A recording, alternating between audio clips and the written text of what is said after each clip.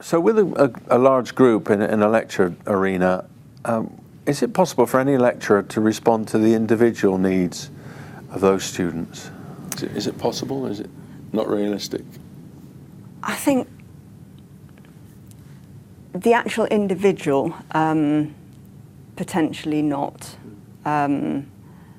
because there's always has to be, if you've got an individual who's not keeping up or who hasn't done the learning that's expected, then you can't expect to slow down the whole class for them.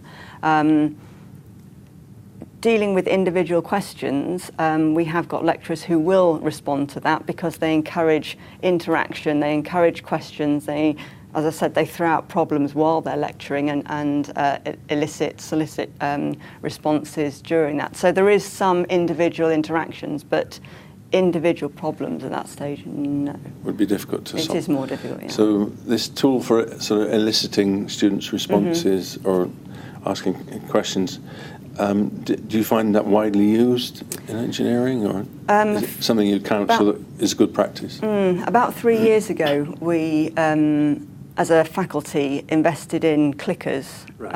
And those have been used fairly widely in pockets across the faculty. We've had lots of sessions to try and promote their use, disseminating good practice and how well they can be used. So a number of people are using them on a range of different formats as well.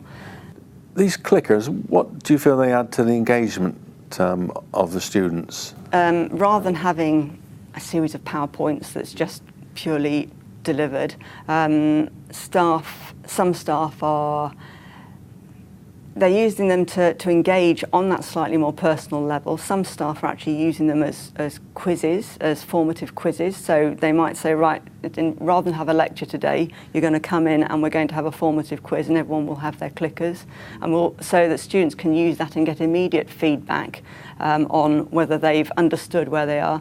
Some students are using it, some staff are using that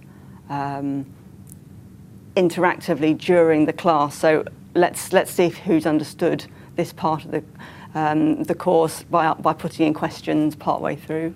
Others are actually using it to find out if there's areas that are not well understood. So they'll put up a series of questions, if named, or click on the thing that says what you haven't understood. Right.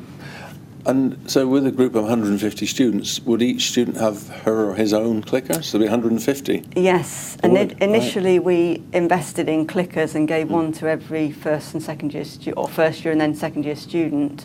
Actually gave them? I suppose on a loan basis. Oh, right. So we've recalled them now because we've actually, rather than using physical clickers, students can use their mobile phones.